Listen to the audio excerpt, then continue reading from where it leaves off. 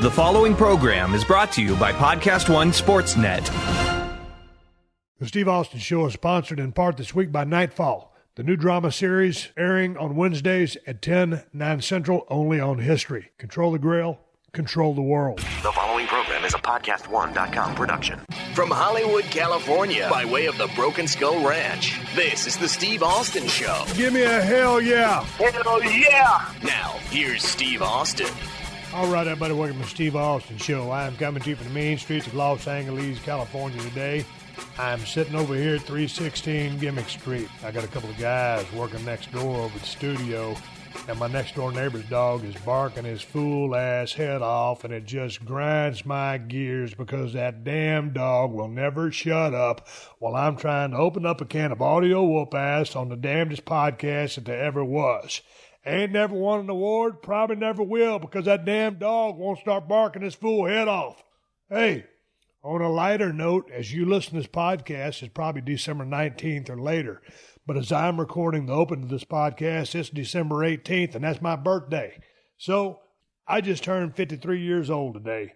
And people always ask me, God dang, Steve, how you feel, all the stuff you put your body through? And I'll tell you right now, hell, I feel like $1 million for everything I did with my damn body. Going back to my younger days, I started training with my brother, who was 2 years older than me. I was training with the junior high football team when I was in the 5th grade, started lifting weights, playing football in junior high, high school, 4 years of college ball, then getting into the roughest, toughest damn business a man could ever get into.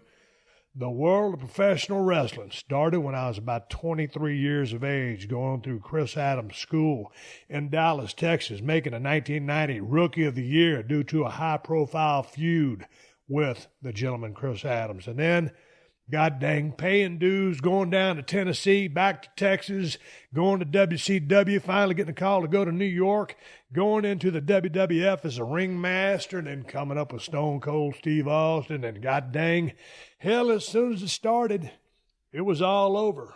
I guess I made it about 13, 14 years, and god dang, running up and down the road, I ran hard. I ran by myself for some of those years after I started making a little bit of money. But I tell you what, back in those old days, me, Diamond Dallas Page, Mick Foley crammed in a car, riding up down the road with Bob Holly, Billy Gunn, Bart Gunn, either Kevin Nash. God dang, I had so many traveling partners back in the day, just running up down the road having a damn blast. And so here I am this morning, turned 53 years of age, and I feel like $1 million damn. Had a bunch of surgeries, had some fusions, had some things added, had a few things fixed. Right arm still don't straighten out worth a damn. It's hard to reach for a dinner bill after eating dinner with somebody, so maybe they'll pay for the damn meal. But I tell you what, I had a good time doing what I did. I want to thank everybody on Twitter and on Instagram for sending me all the happy birthday wishes. I've gotten those things from all over the world. They started coming in last night. I probably got a couple thousand of them. I can't answer each and every one of them on an individual basis, but I thank you very much. I had a lot of fun in my time in the business, and that's what you know me most from. I appreciate all you guys that also watch the Broken Skull Challenge and some of my other endeavors that I've gotten into. Hopefully when 2018 rolls around here in a couple of weeks, we got a couple more things we've been working on I can't talk about right now, but we're going to come out of the gate in 2018, and we're going to try to make this a hell of a year. Feeling good. I'm about to go down to Nevada and spend a couple of weeks down there, maybe with my brother-in-law. Get out there in some four-wheelers, ride some trap lines with him. And I'm not into trapping, he is. I just want to get out in the great outdoors and just ride my buggies, ride my four-wheelers, and that's what I'm planning to do over the Christmas holidays. I hope everybody has a good Christmas. I hope you get to see your family and your loved ones, and I hope everybody travels safe. And anyway, man, I just want to say thank you to everybody out there that's followed my career from my days in the squared circle starting in 1989 in Dallas, Texas, and ending sometime around the year 2003 with the WWF, which turned into the WWE. I had an absolute blast being inside the squared circle each and every single night, learning something new, learning different tricks of the trade, tools of the business, how to work a crowd, how to sell, how to get heat, how to get over, how to shine a little bit, how to make a comeback. God dang, how to make the people happy and how to make them sad or mad, just messing with emotions. I love what I did for a living. I had a good time doing it. Here's a story for you. I'll give you a story before I get into my podcast with Elias, WWE superstar, one of my favorite gimmicks going. Gallows and Anderson came by a couple weeks ago, and I talked to him, and Gallows walks in, and we had a damn refrigerator full of beer, Miller Lite, Bud Light. That's what they drink. I had Broken Skull IPAs. That's what me and Rocky Romero were drinking. And Gallows looks at me. You know, I asked for those guys specifically to be on my podcast. I've been wanting to talk to them for a long time. And Gallows looks at me, and he goes, God dang, he goes, brother, he goes, do you miss it? I said, do I miss what? He goes, the wrestling business. And I said, Gallows, I said, let me tell you something. I said, of course I miss it. I miss the adrenaline. I miss the crowd. I miss the boys. I miss the beer. I miss the road. I miss the money. I miss just the excitement, the chills, thrills, spills, going to each town every other night. Living on the road, living in a hotel, hitting all the lounges after the shows, going overseas, getting in the tour buses, drinking all night, wrestling the next night, and just getting up and doing it all over again. But that's been a long time ago. So I got all that stuff out of my system. But do I miss it? Yeah, I miss it. But, you know, I've been gone for so long, you know, you can't say you miss it anymore because you have to move on in life.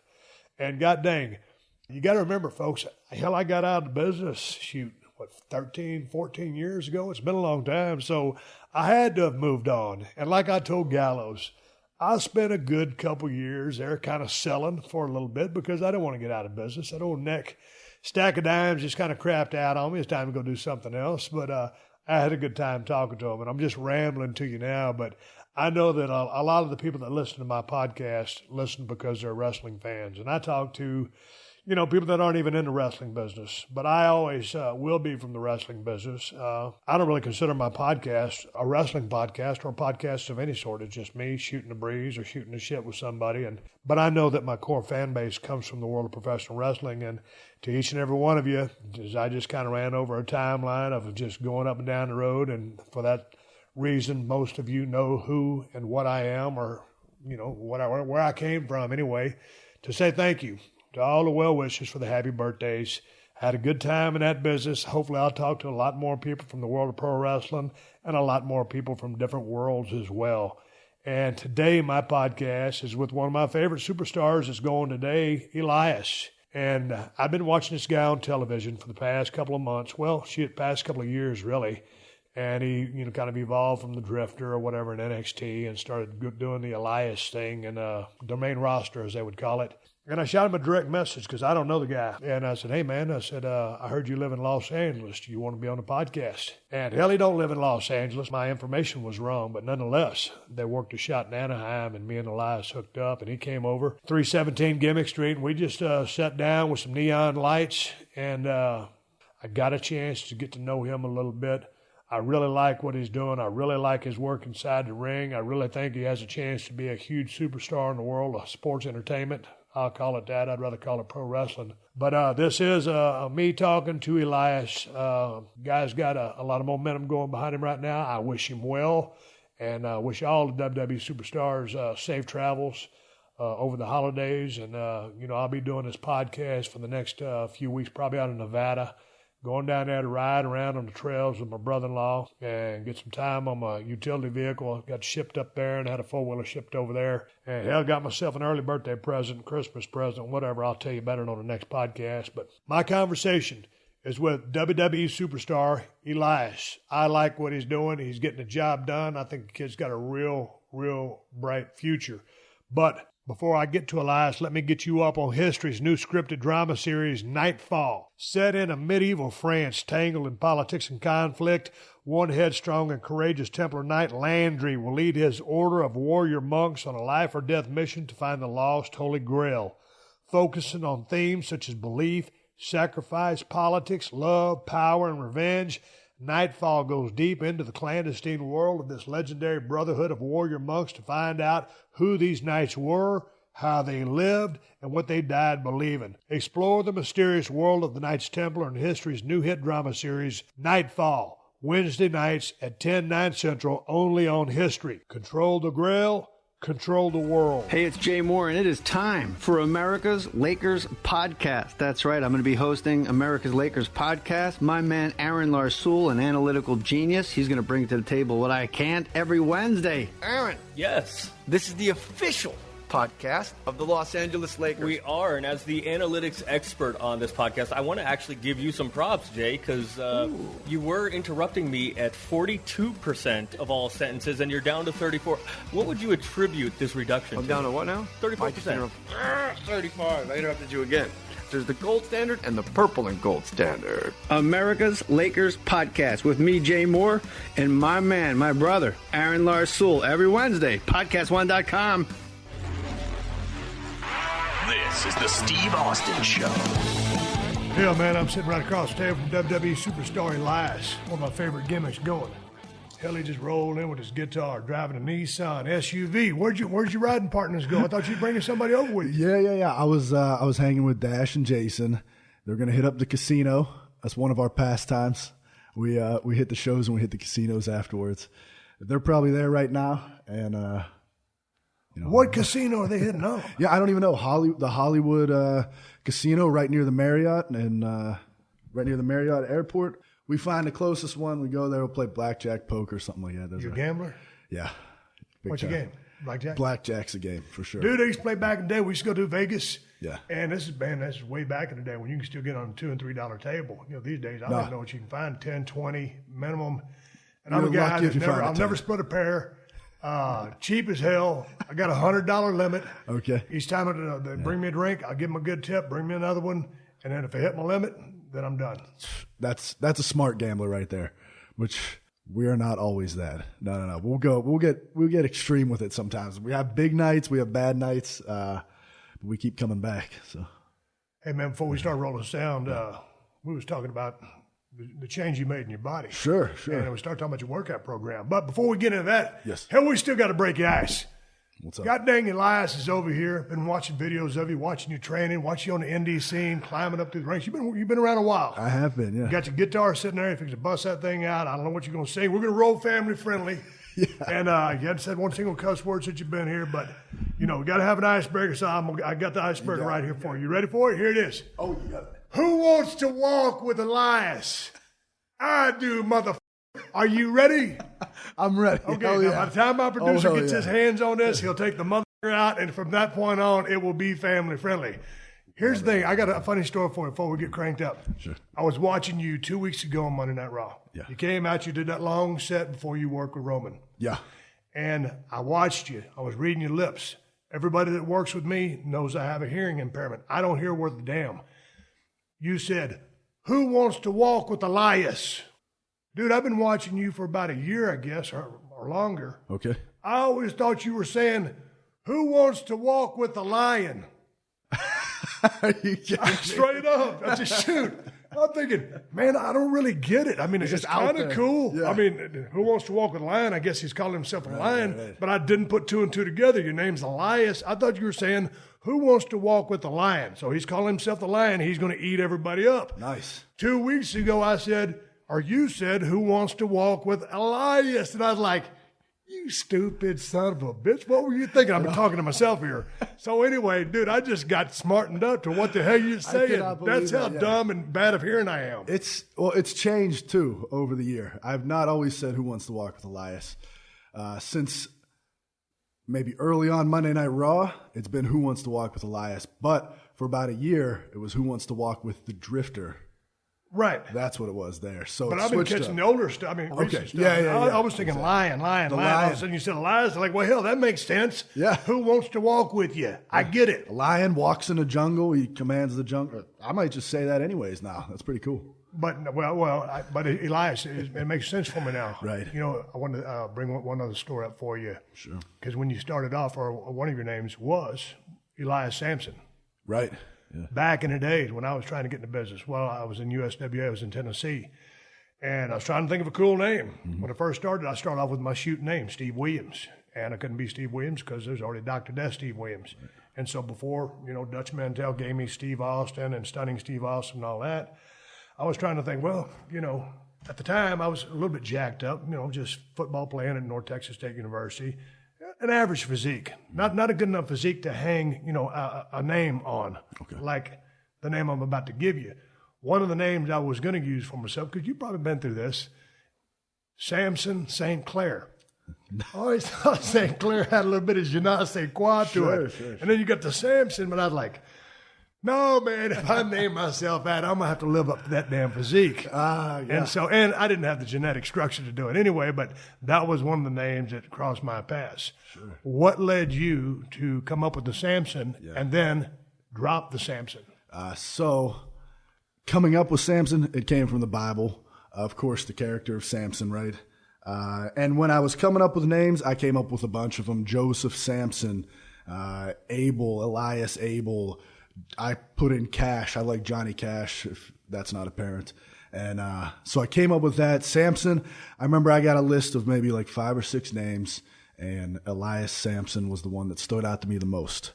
So I said, that's my name. And the man in charge at the time said, I hate that name. It's not, I don't like it at all. I remember Gerald Briscoe, when he first heard it, he said, well, they'll change that soon enough. And I said, okay. But I just liked it. I still like it. I think it could come back someday. I'm going to throw that out there. But so, yeah, sure enough, dropping the name, I'll be honest with you, was not my call. I got up there, got to Monday Night Raw, and the Drifter, no longer call myself that. At least I can't refer to myself as that. And Samson dropped as well. So, and these are things I just show up to Monday Night Raw and they say, hey, just so you know, here's the deal now. So, okay, fair enough, man. I'm still going to be me. And as long as they're not trying to change who I am or who my character is, which they're one and the same anyways, as far as I'm concerned, I'm cool with calling me whatever you want to call me. Hey, man, you got a good physique on you. Coming up in high school, are you from Pittsburgh? I'm from Pittsburgh, PA, yeah. Football player, track background, baseball, what? Baseball guy. I was a baseball guy my whole life. Really? What position? Yeah. So in the in-house teams, I was always like a shortstop pitcher kind of guy. And then on the traveling teams, I was always center field, right field. I had a good arm on me, and I could run fast, so... As far as pitching, did you have any junk, or did you just straight fastball? No, I had some junk in there. I could throw a good curveball. Yeah, curveball, fastball, split finger, occasional knuckleball. I'd throw those in there. But, yeah, pitching wasn't my thing. It was just in the in-house, there's only so many people that are, good enough to be pitchers. So that was high school. So. Did you go to college? High school, yeah. So I went to college. I went to Penn State. I went 2 years there, 2 years at the local. And so I continued to play baseball there. Had some shoulder issues, just kind of pushed it off to the side. But by that point, I had known I wanted to be, I known wrestling was my path at that point. So were you on a full ride at Penn State? No. I wasn't even for baseball. I went there. Oh, just went to school? Yeah, I just went to school. What were you going to major in? What were you going to do? What was your plan? Okay, before you want to be a pro wrestler? Yeah. Well, I had always wanted to be a pro wrestler. Okay. But my dad said, you get a degree, you can go do whatever you want. Right. It just so happened as I am getting a degree, I come across, I'm leaving a Monday Night Raw, and there's a flyer on my window in Pittsburgh, and it says, come see Matt Hardy and AJ Styles at Monroeville Sports Center in Pittsburgh, PA. Yeah. So I said, man, this is awesome. Matt Hardy was on a break from the company for whatever reason. I go there. I see indies up close in person for the first time ever. And I'm like, wow, this is how you do it. Because I had very little knowledge of anything outside of WWE, WCW, ECW coming up as a fan. And I was diehard that, but I didn't know nothing about the indies. And I went to that show. I saw those guys. I asked one of the wrestlers after how you get into it. He introduced me to another wrestler. His name was Shirley Doe. Talked to him. He said, hey, come out here. We'll figure something out and we'll start training. And it was like maybe 2 weeks after that show that I started training. Hey, man, talk to me. You just said you're a Johnny Cash fan. Yeah. I was reading about the guy that trained you, Shirley Doe. Yeah. It's almost like, with all due respect to Shirley Doe, almost like the Johnny Cash song, A Boy Named Sue. Sure. You're fair enough, like, right? Man, I said, I never heard of this chick. Yeah. And so, but it's a guy. Yeah, it's a guy. And okay, and like I said, I'm not dissing him. So, no, sure. Hey, listen, I couldn't even tell you where the guy's name came up. I know he was trained by Dory Funk Jr., who's awesome. Fantastic, right? And he's just one of those guys that I always felt like, I still feel like he understood wrestling. He understood psychology and things like that. And, you know, he's still out there doing it now, and he was a great guy. So I got nothing but respect for how he helped me along. And how long were you in the school or the training system? Yeah, so about a year and a half, if you could believe that. Sounds like a long time to be training, right? Well, how often were you training? Like 4 days a week. Yeah. I was going in there 4 days a week.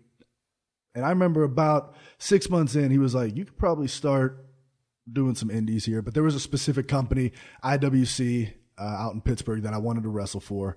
They were not having any open spots. So I just bid my time, and I kept training until I debuted there. And I think it all worked out for the best in that regard. Man, I tell you what, I was watching some of your training and watching some of your matches, and obviously this is pretty good ways back. And so you looked really mechanically sound from a young age. So I guess a year and a half of training or whatever it was paid off. Sure. I mean, we were in there having matches every night pretty much, working on anything we wanted to work on. And, when you're new, you want to learn all the moves and all the ways to hit the ropes, and you want to try everything out. And there's still that in me, of course. But, so yeah, I was just eager to get started, and I wanted to do my debut right, even though it was my very first thing, where some people are just like, just get me out there and get started. Right. I was a little different in that way, but that's it's kind of freaking me out that you saw all this stuff and you did all your research. I want to know who I was talking to. Like, when I sent you a direct message on Twitter, however, we started talking, and then we got a phone number. I said, man, I love the gimmick. Mm-hmm. I like your work. Yeah. I like what you're doing. So I said, man, I'd be neat to talk to this guy. I like the guitar stuff. Sure. I like the character stuff. I think it's good. It's good stuff. So I said, hey, man, this I'm enjoying it. So I want to sit down and talk with this guy. So I had to do something. But when you were wrestling as Logan Shulo, am I saying that right? Yeah, Logan Shulo. That's right. Okay, so what was kind of the gimmick? Because you had a little bit of a persona. Yeah. You've always been well-spoken, and now you have a direction with Elias. Right. But what were you thinking when you were Logan Shulo? It's all been the I like to think Elias is kind of the culmination of everything I ever wanted to be and who I ever wanted to be. So very happy with that. But yeah, I mean, I can recall at one point I was the front man, Logan Shulo. I come out with a mic stand. In my mind, I was this eclectic front man rock star. And then as it went on, I became Heavy Metal Jesus. Stop on Heavy Metal. You got it. I saw that. I said, holy shit. Yeah. That may be one of the greatest gimmicks I've ever heard of. Who come up with that? So it was a guy named Michael Facade out in Pittsburgh. One time we're training. I just looked like it. I looked like Jesus, you know what I mean? And he said, Heavy Metal Jesus. He called me that. And I said, that's the coolest nickname I ever heard. I'm just going to go with that. That's cool. I'm going to keep that. And so sure enough, I started incorporating that, and I would say Bible verses in my promos or do little tricks where I turn water into wine, but all in the promos and stuff like that. So I had fun with it. So you popped on it like I did. Oh, yeah, of course. Heavy Metal Jesus. Come on, man. So, well, speaking of heavy metal, and I know kind of what you're doing, at least in the ring, is more kind of country-based, or just it could be anything based, but it's slow and melodic. Blues country. Exactly, yeah. So what is your flavor of music? I got to say that. Blues country, Eric Clapton. I could sit there and listen to Eric Clapton, who are we talking about? Stevie Ray Vaughan, B.B. King. Those kind of guys just jam on the guitar. I just love that sound with a little blues background and some soloing over it. That is like really what I like. But I'm into all things, man. Classic rock. I got a Chris Stapleton shirt on right now. I love Chris Stapleton. So, yeah. You ever have an old blues guy? He was the kind of guy that Stevie Ray got a lot of his sound from. Lonnie Mac. I heard of him. Yeah, I don't think I can. You on to that, man. I tell you what, a band I just got turned on to. I was on my Pandora radio. I was on Boston radio. It was a band called Redbone. Redbone? Yeah, dude, back in the 70s. And it was Lolly and Pat Vegas. And I guess Lolly, the lead singer, well, they both sang, but Lolly's dead now. But god dang, they were Native American and part Mexican. Okay. So that's how they came up with the Redbone sound, the Redbone name. Born out here in Kalinga, California. But dude, you got to check out some of their stuff. But that's another one I'm going to drop on you. It's just like, I think one of the songs, Come and Get Your Love, was used on one of the movies that Batista was in, Guardians of the Galaxy. Okay. I never saw the movie. Yeah. But I got into these guys. So they're not blues based, But you talk about tight and just good musicians. Yeah. And they're like a band that should have had a better run than they did. Okay. You know, kind of like a lot of boys. Hey, sure. God dang, that guy should have had a better run than he did. Run up and down the indie circuit when you first got in. Yeah. I never like to ask for numbers. I won't ask for current numbers. Sure. But let's go back to the beginning day numbers, because when I was working in the USWA back in the early 90s, dude, I was making $15 and $20 a night, and we was probably driving 400 miles round trip. Yeah. And so I wasn't buying anything new. I was hitting every all-you-can-eat buffet you can find. I mean, I could tell you, I got no problem telling you what I made or. No, yeah, just talk about the early days. So, like, what's that scene like? What were you making? First match, I'll never forget this one. I came to the back, and the promoter said, "This is my debut." Promoter said, "Okay, first one's on the house. Now we'll see what's gonna happen." You know, okay, I don't quite feel like a professional wrestler yet, right? But you know what? From there on out, it was probably $45, $50 a night. That's about average for me. I was never like a name on the indies by any means, so I was never pulling in the couple $100s that some of the main guys did. Right. So, and I always had little side jobs to keep. What were you doing on the side? What are your qualifications in life? So I did get a degree in business management after all that. Yeah, 4-year degree, Awesome. Business management. Never once put it to use. I would work in gyms. I'd be either like a trainer or just help at the gym or something like that. Anything that fed my ability to get in better shape, get dates, wrestling, travel, anything that was flexible like that. I was working with that. So. What kind of jobs were they? Training clients, things like that. Or just cleaning up at the gym, working the front desk at the gym. I had like a retail job for a short period of time where I stocked in the back room. Like I said, I never put that degree to use, but I still got it. So when you got it first, when you first started in the ring and you're out there on the road, the first was on the house. They started paying you. Yeah. Now, how did you go about that? When you started, you were a babyface. Yeah. Yeah. Right. Okay. So how are you going about, setting up these matches? I mean, how was your training with respect to, the guy said you was ready to go. Sure. Was you good at hearing the high spots, going with the flow? Did you, you're going to shine a little bit, then you're going to sell, then you're going to make this comeback, then you're going to go home? I could tell you this. I never called it in the ring until I went to Rip Rogers. And when did you encounter Rip Rogers? So I love that guy. Yeah, no, he is fantastic, man. Yeah. So on the indies, whatever, I'm one of these guys. I don't know how to say. I never thought I knew it all, so I always wanted to learn more. And Rip just so happened to be a guy that I heard about, I researched. He just so happens to have taught many people that are great. Yep. And I said, you know what? When I get weekends where I'm not working, I'm going to drive to Louisville and work with Rip, learn from Rip, do what I got to do. And sure enough, he took me in. He taught me all kinds of cool stuff. And one of it was just calling it and a psychology to calling it and working body parts and things like that, So, but from that point on, then it was fun to do things like that. Then it was starting. Nobody ever broke it down for me like that. Shine, heat, come back. It was like, I hate to bury anything, but it was just like, let's just sit here and talk about what we want our match to be. Right. And there's something to that as well, but But the thing about Rip was, or Rip is, sometimes when I just get on his Twitter timeline and I'm listening to him or just reading his tweets, he has a very unique way of making things very simple and clear. Mm-hmm. Yeah. And the business is very complex. You can break it down and it's simple, but when you put it all together, of course. At the high level, it can be pretty damn tricky because you're trying to manipulate people's emotions. You're trying to get in their head psychologically. Yeah. You're trying to tell a story. Things got to ebb and flow, give and go, give and take, and all that. But when Rip breaks it down, he makes it very easy to understand. Oh yeah, no, absolutely. He's really an eye opener for me, as far as just if I think about it simply and then add the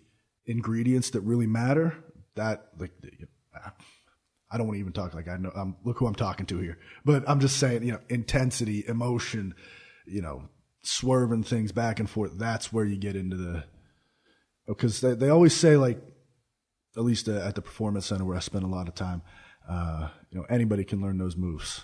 Yep. But then it's to have that extra little bit that makes you stand out, special, things like that. So that's Rip was the first person to open my eyes to that kind of thing. But again, I was a fan my whole life anyway, so I always knew there was something different between Steve Austin, Shawn Michaels, Bret Hart, these guys, than other guys. Yeah, it's interesting because, I mean, like going to a wrestling school or getting into business, it's just like going to any damn college, getting the same degree, like your business administration. Yeah. You know, you're not currently using that, but you get taught the same tools as everybody else is getting that same degree. So everybody gets the wrestling degree, right? But it's what you do with respect to that is, you know, how far and what you end up doing in the business. You all basically taught the same. You just got to make yourself unique, stand out, and do something different to really get that run. Yeah. We was talking about your weightlifting program. Sure. What are you doing, dude? You're a little bit bigger up close than I thought you was. Thank you very much. Yeah. All the things. So let me first off, because you mentioned how I was, not in the best shape right when I got started, which is very true. But when I was 16 and I made up my mind I'm going to be a WWE wrestler, I was 165 pounds or something like that, if that. So I just knew I got to get bigger. I got to eat a lot of food, lift a lot of weight, that kind of thing. And I remember maybe when I was 20, 21 or something like that, a good friend of mine came up to me and said, dude, you're fat. And I needed to hear that. I needed to hear that. Honesty is a real motivator sometimes. Yeah, right. And by average human being standards, I was probably still in good shape. They probably thought I was just some big guy. But I knew. And so started to take the diet more seriously, training more seriously. I had a great friend who's a bodybuilder out in Pittsburgh. His name's Brian Hankinson, and he would go on to teach me about diet, supplementation, lifting, things like that. And then, if I'm ranting, I'm sorry, but then I get to the Performance Center, and Sean Hayes, I don't know if you know who. I haven't met him yet, but I've seen him do the Stone Cold impression. Oh, yeah, he's great. He's a fantastic guy, too. But yeah, Sean Hayes, he's just another level of training there. He's all about athletes. He understands us and how our bodies work, how we need to recover, how we should train. That guy's just taking me to the next level. So tell me about what you're doing. You're trying to stay in ring shape. You look good. Of course. Are you doing a lot of the Olympic lifts? Because I know, Cena, there's kind of a movement in there. A lot of the guys doing the Olympic lifts. Yeah. I was never into them, and I was just, your basic powerlifting movements, bodybuilding movements. That's it. So with respect to that, what are you doing? Well, so that it seems like there's like a CrossFit movement going on right there, and I'm not into that, but I do get into bench presses, deadlifts, clean and press. I definitely like heavy shrugs, but I still got that bodybuilder mentality in me where you want to push heavy weight and you want to get the reps and the blood going and things like that. But I split it up in between 3 days. I got an upper body day, lower body day, active recovery day. I repeat that, and then I take Monday night's the big performance night, so I take Mondays off the gym. Okay, I understand the first 2 days are very clear, but what's the active recovery day? Active recovery day will be like, I'll go through like a weight training circuit for the whole body. Mm-hmm. Deadlifts right into bent over rows, to cleans, to presses, to squats. Knock that out, circuit maybe 5 times through. I'll hit some abs, core. I'll finish with arms. Just kind of hit the whole body, get it filled with blood. Recovery, but also get an arm workout in there too. That's just basically filling the muscles full of blood, getting a pump. Exactly. No sweat. Yeah. The upper body day, the lower body day, that's where you put in the real stress on the body, I guess you want to say. Okay. Give me some numbers, dude. I mean, just throw some casual, workout sets for bench, deadlift, squat. So I'm probably right around 405 bench press is probably stout. What I'm working with right there. Just this past week, I did 365 4 times, so that's right about what I'm working with there. Deadlift, I get up to around 500 pounds. Yep. Squatting, probably right around the 365 to 405 mark in there. Try not to do anything that I think I'm going to blow my back out too much on or anything, but that's about the numbers I'm working with. Those are good numbers. Three main ones. What are you doing nutrition-wise? That is, if my friends asked me, they said, if you go to Steve's and they got food for you, I have no idea how much you're going to eat. So I'm eating all the time. I keep it to carbs and protein all during the day, and then normally after my match or later on in the night, if it's off day or something like that, that's when I'll get in my fats and proteins. I split up that way, but it's like egg whites, oatmeal, chicken, rice, beans, sweet potatoes. I'll get lamb in there, beef in there. That's it, man. I try to keep it pretty clean throughout the week. I'll have my days where I'll get some pizza in there, things like that. But man, a lot of people think you can't eat clean on the road, but you can. I mean, you go to Denny's, Waffle House, IHOPs, and that's exactly the places I go. I know you ain't packing all that stuff. No, I'm not one of those guys. So I'll go there. I'll go to Chipotle. I'll get the plain white rice with the chicken. So they're not adding any of the seasoning or stuff like that. Denny's, that's exactly where I go. IHOP, Waffle House, you can get steamed hash browns. So how many calories you figure you're getting in a day? If I had to guess, 4,000. Yes. That's a guess. Number, yeah. Rough guess right there. But that adds up. I mean, if you're eating all the time, you're eating good. Oh, yeah. No, eating all the time, eating good. Then, of course, the training, the actual wrestling, the performing takes it out of you, too, so you're burning calories. Dude, how old are you, 30? 30, yeah. Oh, yeah. I mean, dude, you're still bulletproof. You can still get away with all this stuff. Sure. Hey, you started, when you was 20? I believe I was 21 when I had my 21. first match, yeah. So, any major injuries? How you feeling? Yeah, so I feel great right now. I did break my tibia in NXT at one point. I was wrestling Andrade Almas, who is the champ right now in NXT. And anyways, just a freak accident, man. I gave him the stun gun, no less. Hot shot him on the ropes. I went down. He bounced off the ropes, came down 2 feet right on my leg, and just cracked it right in half, man. And I remember feeling it and knowing that it hurt really bad. Went to stand up on the ropes. Pulled myself up on the ropes. I took one step. I'm sure there's video footage out there, too. I took one step and just went down, and the ref's like, that's it. Let's call it. Yeah. All right, let's take a quick pause for the calls and give big ups to True Car. Hey, here's some useful car tips you might not be aware of. A coffee filter and a little bit of olive oil can clean your interior. Here's another one. Removing excess weight from your car will improve gas mileage. Here's another one. Placing your key fob to your chin will increase its range. It's weird, right? Well, are you ready for one more tip you might not know about? Here it is. TrueCar also helps people get used cars. That's right. TrueCar ain't just for buying new cars. With their certified dealer network and nationwide inventory of nearly 1 million used cars, you'll enjoy real pricing on actual inventory and a simpler buying experience, whether you buy new or used. And with TrueCar, users can see what others paid, so they know if they're getting a good deal before buying. They're also more likely to enjoy a faster buying experience by connecting with TrueCar certified dealers. When you're ready to buy a new or used car, check out TrueCar and enjoy a more confident car buying experience. Some features not available in all states. And don't forget the car insurance for that vehicle. Go to geico.com, and in 15 minutes, you could be saving 15% or more on car insurance. That's right, guys. Save hundreds of dollars in car insurance at geico.com.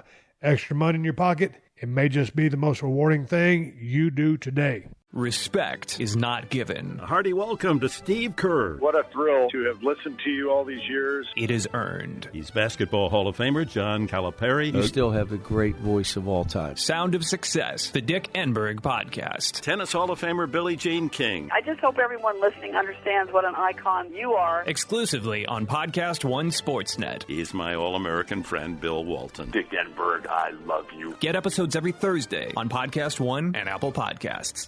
The Steve Austin Show. The Steve Austin Show. Hey, man, obviously Dusty was around back then, right? Dusty? Yeah. Yeah. So what was your relationship with that guy?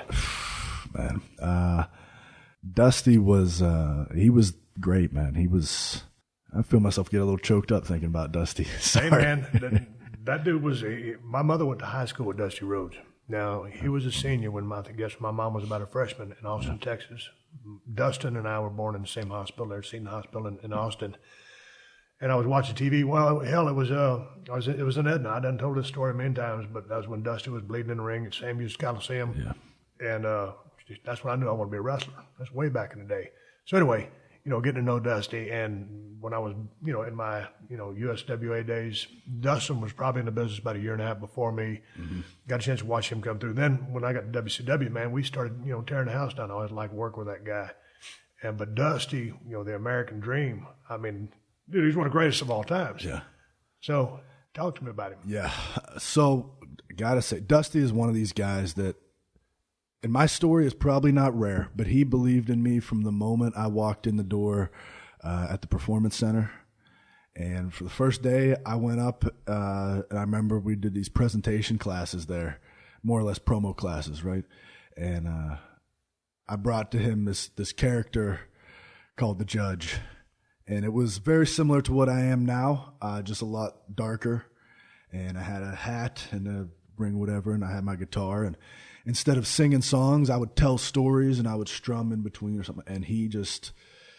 He loves that old Western stuff, and those kind of things, and that Clint Eastwood, and he just loved it from the second he saw it, and I felt like he was on my side from the time there till the time I got on NXT TV until the time he passed, and I throw this out there a little bit, but I kind of feel like I was one of his last real people that he put investment in and time in and cared for and pushed for to be on TV.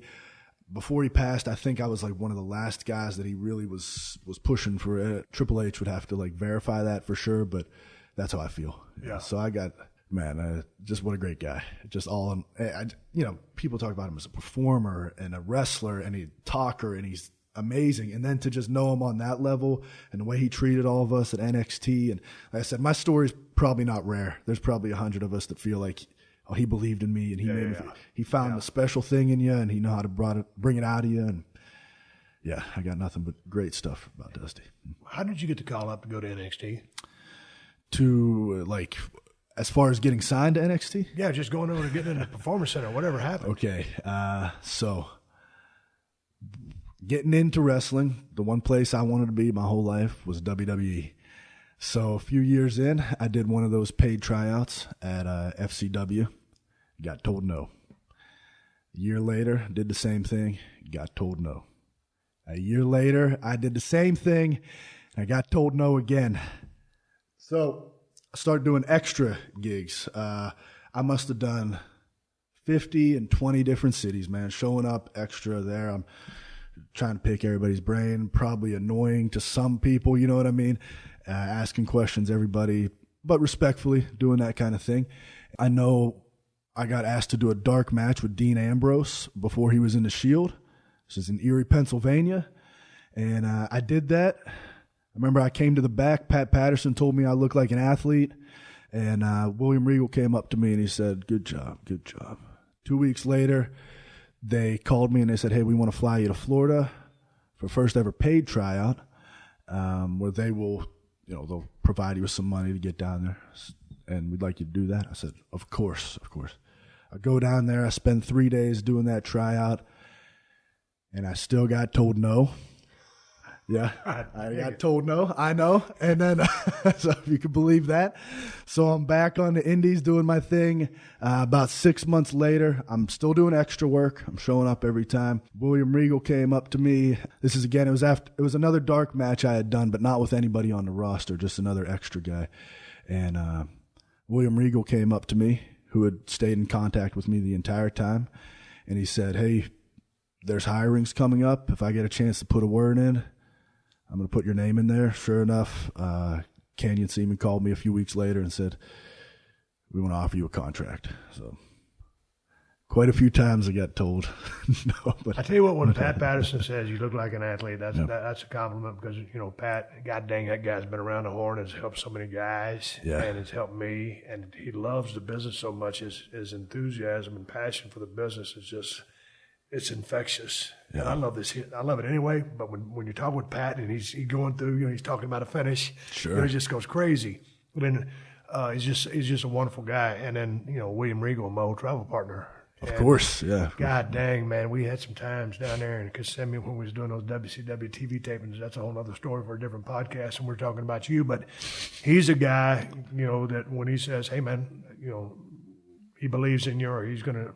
Yeah. He gives you his word. He's a guy that follows up on that. Yeah. And he's a tremendous asset to the company. So that's very, very cool.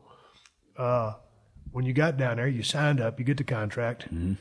Talk to me about, was there an intimidation factor, or are you walking on eggshells over there because you're doing your thing on the indie scene? They done told you no 3 or 4 times, and now they bring you in. Right. Are you nervous as a lone-tailed cat in a room full of rocking chairs? Was it just competitive from the word go? You trying to be alpha? What's the story? So, yeah, I went in there knowing that there was people, in the building who saw my tryout and said no. You know what I mean? I went in knowing that, in my mind, in my heart, whatever, I had a lot to prove. And yeah, I don't want to throw any names out. No, yeah. But there was times where you did feel like you had to walk on eggshells. But it was always just show up, work hard, see what I can learn today, see what I can get better at today. And then so that was the start of the Performance Center. That was like, coming in there, and I remember too hearing there were certain guys there that had been there like 3-4 years, and I'm going, oh wow, that's such a long time. I can't believe it. And sure enough, I spent 3 years there, and I'm like, so feels like, how did the time pass there? So you've paid your dues, and you've been very patient, but you've stuck with it. Yeah, and you got to pay some dues. Always knew that, right? I still got to pay dues. I ain't. Yeah. Ain't where I got to be yet, How you liking being where you're at right now? I got no complaints, man. So as far as Monday Night Raw goes, I'm just given an incredible amount of freedom to be who I am with everything I do, with what I do in the ring, with what I do on the guitar, with what I say in my promos. And I don't take that for granted for a second, because I know it ain't always like that with everybody. But I swear I showed up to Monday Night Raw, and the kind of stuff I do on Monday Night Raw, I never did in NXT, actually. But what I do on Monday Night Raw is what I've done on the live events for a year. Introduce myself, tell a little story, play some guitar, sing a song about the town or whatever's going through my head, So it's almost like they took my live event stuff and they said, let's put that on TV. And that's exactly what I do. And, from the same thing you see me do on TV, I do some kind of version of that in every city I go. I switch it up depending on what I'm feeling that night. So, but I got no complaints, man. I like it. I'm hoping I'm on an upward progression right now and doing what I can to stand out. You started off as a baby. You're working heel right now. Yeah. Although they could take you however they wanted to. I think they're taking you as a heel. Yeah. It seems to be the direction you're going. You like that? I do. Yeah, of course. Freedom? More free. I couldn't even tell you, because by the time I got on NXT television to now has been almost 2 years. And I've been a heel that entire time, including a few months before I got on NXT TV. And what I've been doing is singing songs about how much I hate this place or that person or whatever it is. And then I get in the ring, in my own way, be aggressive, do these kind of things, intensity. So I almost have no experience being a babyface in this version of myself. Right. For lack of better terms. So, and I like what I'm doing right now. So like I said, if I'm a heel right now and I feel like I am, and that's how they take me, and that's good. I like it, and I'm having fun with it, and I keep that going for as long as I can. We're at my place. It's 317 Gimmick Street. It's 10:20 p.m. You just got over here about an hour ago. Y'all worked the Anaheim Pond tonight. Yeah. How was the house? Oh, house was good tonight, man. I couldn't tell you any numbers or anything like that, but I just know sitting in the ring looking out at everybody is pretty good tonight. Yeah. Who'd you work with? Jason Jordan. How'd it go? Very good. Yeah, very good. How much time I give you? You know what? They're, again, the opposite of TV on these live events, kind of freedom to do whatever, man. Really? Oh, yeah. That's yeah. nice. It's, within reason, I got you. I don't want you to go out there and do 30, but yeah. Exactly. But you know what? If we did, you'd probably be all right with it, and then they'd say, hey, maybe shorten it tomorrow or something. But I say we probably went about 12 minutes bell to bell, but I was probably doing my promo for 5 minutes prior or something, Just what kind of reaction did you get? Man, it feels like it's growing every week. And then I don't know if the Roman thing did something for me, got more eyes on me, whatever it did. But even just this past weekend, you know, they'll just introduce me and the crowd will just take over, you know, so it's good. And tonight I did a version of, you know, the song Red Hot Chili Peppers, Under the Bridge. Dude, I'm all about it. Yeah. Yes, sir. So I said, you guys aren't going to get me down tonight. I'm in a good mood. I'm just going to play something. You guys just listen. I start playing. As soon as I go into sometimes I feel like I don't have, they hated every second of it, man. They did. They hated every second of it. And you guys know this song, right? Yeah, they love it, right? Well, then let me sing it. You know, so, and then, you know, I end up switching the lyrics up on them, and it was a good fun time. But yeah, it's good. It's good. Have you ever busted out the guitar and started singing, and they pop for you? Oh, yeah. Yeah, that's happened because, giving away like my own little secrets here is how I feel. But there's been times, you know, Nashville, I could think of, Australia, it's happened a couple times where I'll say, oh, yeah, I wrote a song for everybody here tonight. And boo, but then they'll start chanting a song. And in Nashville, it happened to be Freebird. They start chanting Freebird, Freebird. You guys want to hear Freebird? Yeah. I'll tell you what, I'll play Freebird if everybody sings along. And, you know, I should show you videos of this or something. Actually, yeah, I did it in England. I got a great video for you.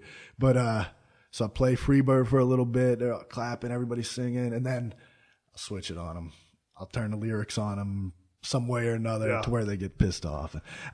Australia and the UK, it was Wonderwall by Oasis. And, you know, these very notable classic rock songs, I could just kind of knock them out with if somebody does request them, you know what I mean? So, what are you going down the road listening to right now? Because, you know, back in the day for me, man, it was Keith Whitley, George Strait, George Jones, Merle Haggard.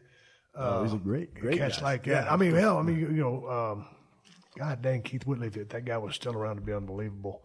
But stuff like that, but older school stuff. What are you riding down the road? Let's do it. And dude, Stevie Ray Vaughan is my number one guy. He's your number one? Yeah, I love Stevie Ray Vaughan. I got him in the mix. Bruce Springsteen, are you a Bruce guy? Dude, I never got Bruce. Really? And dude, I know he's a worldwide mega star, but I didn't get it. I love Bruce, man. Yep. I love his voice. I love his stories. I love where he's coming from.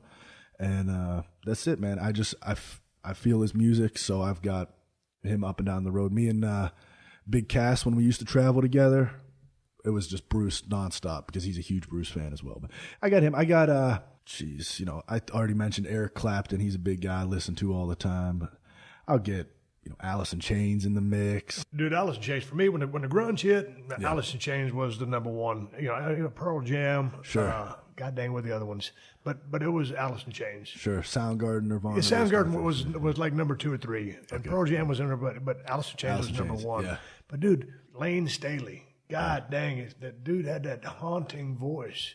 I know. And God dang, if he didn't OD, it's like tragic. I hear and then what was it, Mike Starr, the bass player? That's the bass player. Okay. Yep. Yeah, done. But yeah, they were cranking out some good stuff. When did you pick up the guitar? When did you start playing? Yeah, 15 years old is when I started. And I remember I feel like I'm saying his name a million times now, but Eric Clapton, I got into him right around that age. I used to fall asleep listening to his live stuff at night, and my dad just noticed that. And for Christmas one year, he got me an electric guitar. I had never wanted to play or anything like that. He got it for me. And I just started teaching myself, started looking things up and listening. And, you know, of course, I had to learn Eric Clapton songs right off the bat. I wanted to play just like him. So Change the World and Layla and Sunshine of Your Love, and all these, you know, Cocaine, all these songs. And so I feel like I've got the whole Eric Clapton, you know, collection down. Yeah. Just from that. But yeah, that's how it started.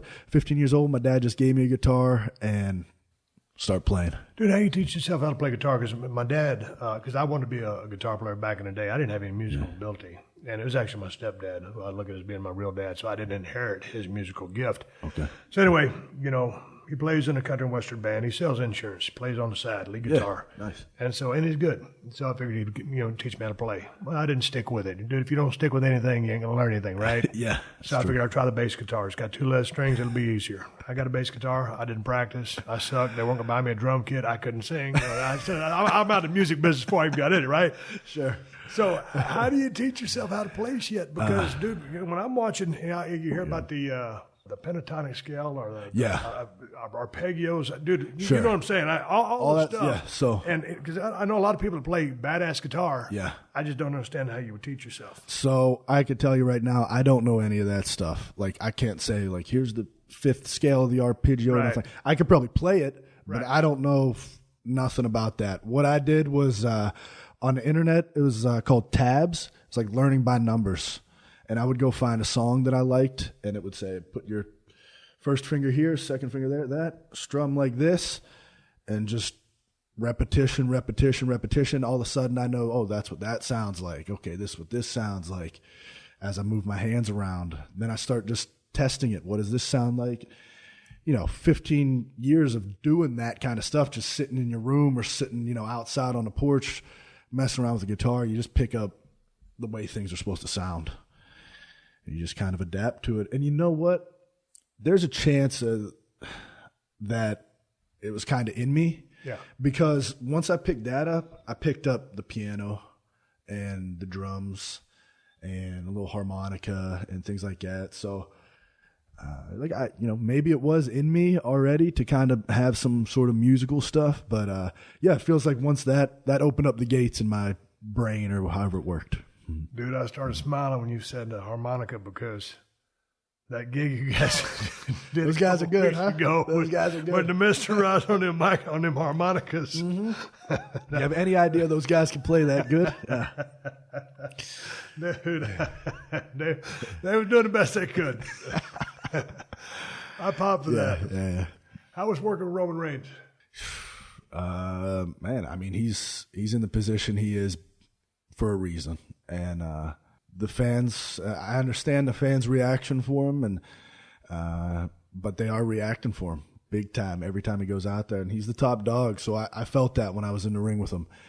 And he's cool to work with. He's smooth, and he ain't panicked or rushed about nothing. And that goes a long way. At least you just, I don't got to explain it to you, but you just feel it as soon as you get in there. You know what I mean? And so it was a good feeling. And I thought together, both of us, our styles came together real nicely, I thought. So. Yeah, they did. Going out there with a guy like that, nervous? I mean, you're getting a good push right here, right now. I mean, obviously, he won a match. Yeah. Didn't hurt you none. Mm. Get nervous? I can't say nervous is the word. I understand what's going on. Like, I understand, like, okay, the company's giving me 20 minutes with their main guy, right? But also, I've been thinking about this my whole life, and I've been wanting this my whole life, and I've been wanting to be in that spot my whole life. So, to me, it's just time to do the thing, And I don't mean to come off like sounding like a big shot, but it's just the truth. Since I've been watching wrestling since I was a kid, I want to be there. I also want to be at WrestleMania doing this and that, and I want to be against the main guys there too. So I don't think nervous is the word, but there's that excitement and that, knowing what's going on. Yeah, but, like you said, to me, when I got in the business, I just want to be a pro wrestler, and I don't know how far to go, but obviously you want to be the best. Sure. Anything you do. So, but I wasn't trying to get in the business to be famous. Yeah. I wasn't getting in the business to, make a whole lot of money. Now you got to learn the business dynamics of the business, of course, with the territory that you're in. So those are waters you got to learn to navigate. But I just want to be in the business because I want to be a pro wrestler. Uh-huh. So same thing for you. But you have your goals set, and you're a goal-driven person. So you want to be the best you can be. That's it, man.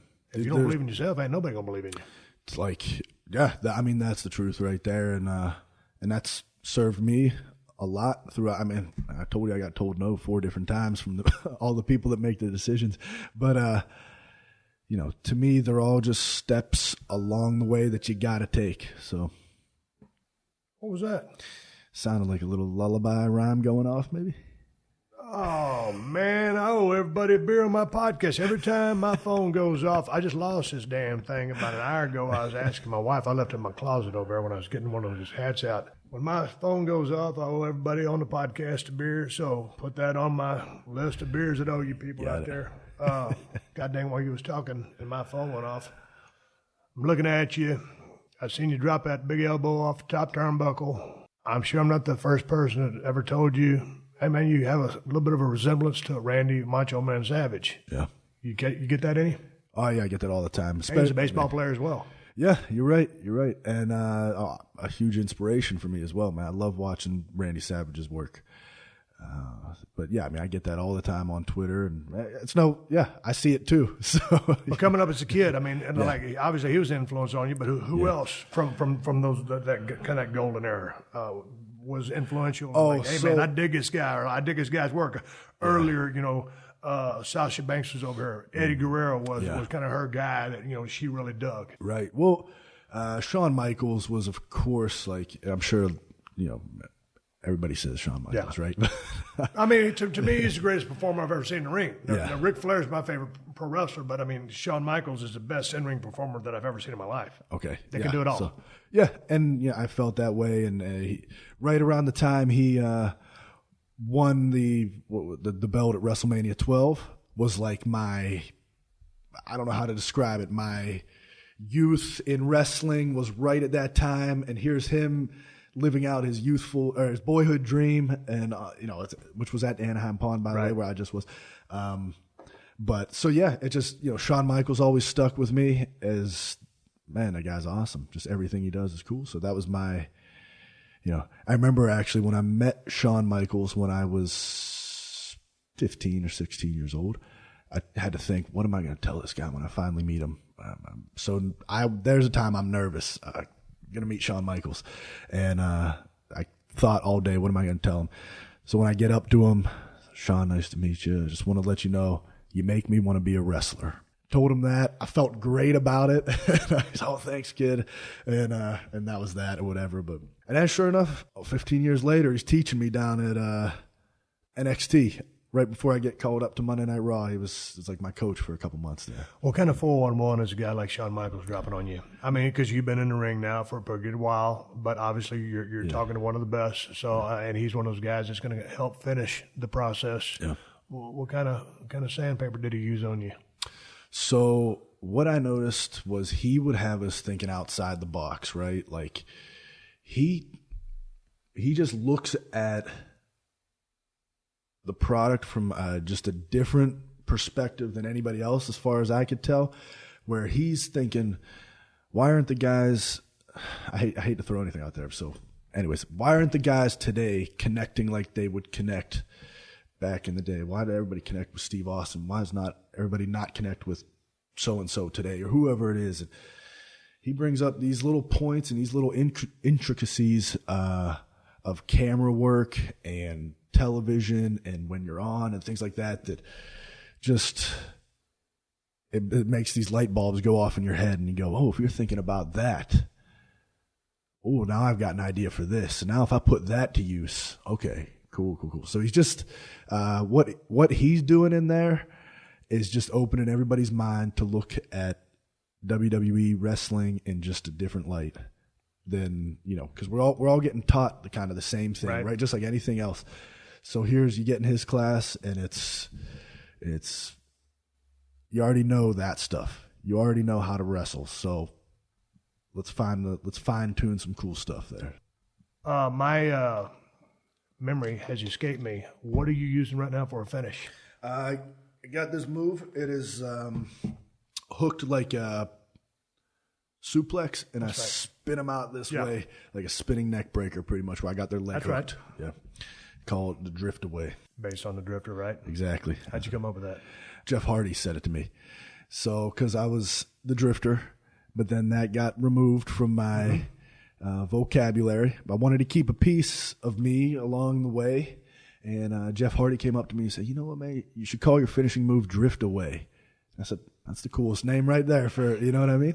And it's a cool little thing because it's off the Drifter, but also when I was in NXT, that was a chant that I would often hear, I guess. It's a drift away, like to the New Day clap, right? Drift away. So it's a little, just keep a little piece of that with me as I go along the journey. Tell me about your relationship with Jeff Hardy, because he's been a very interesting guy for me to watch over the past 15 years. Yeah. And Jeff was a guy, a lot of times they weren't even pushing the Hardys, but those guys could get themselves over, and Jeff could just, even without a green light push, the guy could always get himself over. But what tripped me out about Jeff, good-looking guy, great move set. His names for all of his moves were just Whisper in the Wind. Whisper in the Wind. I mean, the artistic flavor to the naming of his moves, because I would be like over in a different part of the locker room, and I could hear him kind of like talking to a dude, and he's going through all these names of these. Dude, I had like a right hand, a stunner, a clothesline. Sure. Dude, I had three things. Yeah. So he's naming out all these cool ass things. I'm like, man, this dude really thinks about this stuff and gives this shit good names. And like, who knows if he even really puts thought into it, or if that's just his brain just spitting it out, he is one of those kind of eclectic, artistic, he really is kind of like a rock star guy. I mean, I went and saw him perform in Nashville actually with his band. So, he creates music and he's creating art all the time. What kind of music do you play? Cool dude. To me, it was like a heavy rock kind of music. That's kind of what I took it as. He was the lead singer. I think he writes the lyrics and everything like that, and he's got a band behind him. So it's a cool show. Hey, man, we're at the 58-minute mark. I'm going to call this a show. Elias, where are you on Twitter, social media, Instagram? How can people find you? Yeah, I'm on Twitter and Instagram at I am Elias WWE, and that's about it, man. That's where you'll find me. If you don't find me there, hopefully I'll be on TV. Podcast One has new shows on our new app. Check out all the cool features to help you explore our exciting new programming, like America's Lakers podcast with Jay Moore, Sessions with Randy Jackson, So Random with Corinne Olympios, Attack Each Day, The Harbaugh's podcast, Not Just Sports with Susie Schuster and Rich Eisen, and Sound of Success, the Dick Enberg podcast, as well as your old favorites like The Lady Gang, Steve Austin, Shaquille O'Neal, and Adam Carolla. Get the new Podcast One app in the App Store, Google Play, or PodcastOne.com.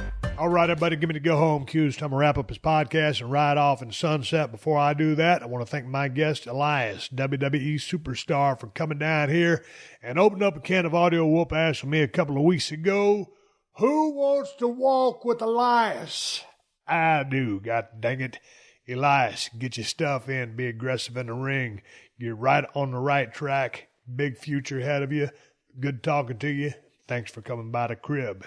And one more time before I ride off in the sunset, thank you to everybody who sent in happy birthday wishes on Instagram, Twitter, emails, questions at steveaustonshow.com, and all that stuff.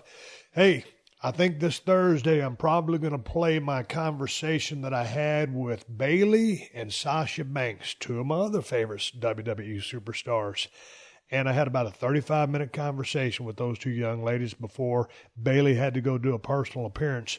So I'm probably going to play that interview this coming Thursday on the first half of the Steve Austin Show. And if you have questions, send them to questions at steveaustonshow.com, because I'll make the back half of that podcast a Q&A. But Sasha Banks and Bayley will be coming up. We shot the breeze, a lighthearted conversation. I really like both these young ladies. They're great in the ring. I love both of their gimmicks.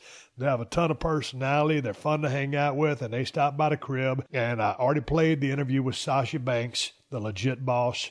And right before Bayley rode off into the sunset, we recorded for about 35 minutes. So I'm playing that podcast coming up this Thursday. Now, it is a family-friendly show, but I'm playing it on the Thursday show, so send me some questions. I'll back that rest of that episode up answering your questions that you sent in. And then coming up this Tuesday, I've got Brutus the Barber Beefcake. He's got a book coming out, and I think right now it's already on sale at brutusbeefcake.com.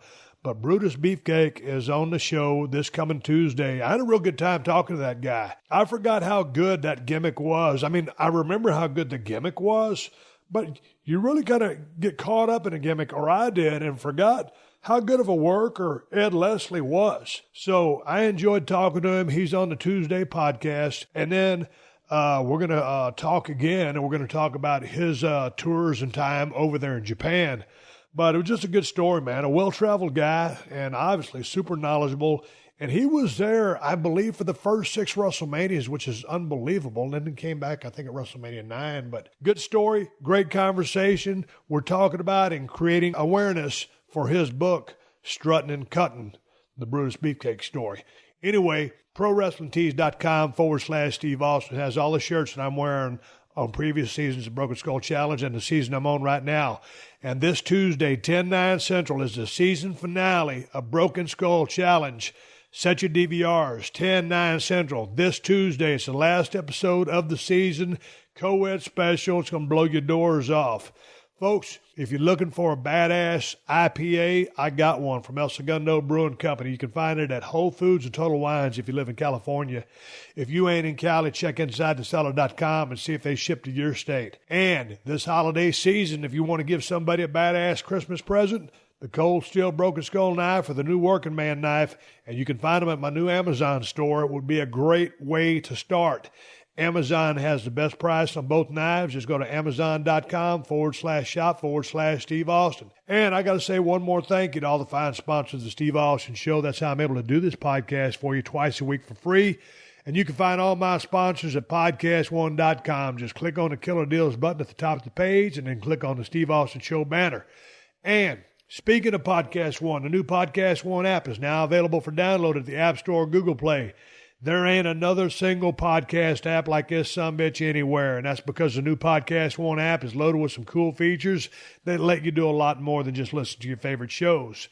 You can access behind-the-scenes photos, articles, and connect with other fans of the shows you like. And you can watch over 1,000 360 virtual reality videos. You can actually watch some of your favorite shows in virtual reality.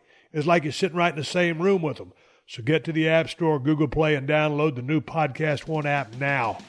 Folks, until next time, my name is Steve Austin, and I will catch your ass down the road. This has been a Podcast One production. Download new episodes of The Steve Austin Show every Tuesday at PodcastOne.com. That's PodcastOne.com.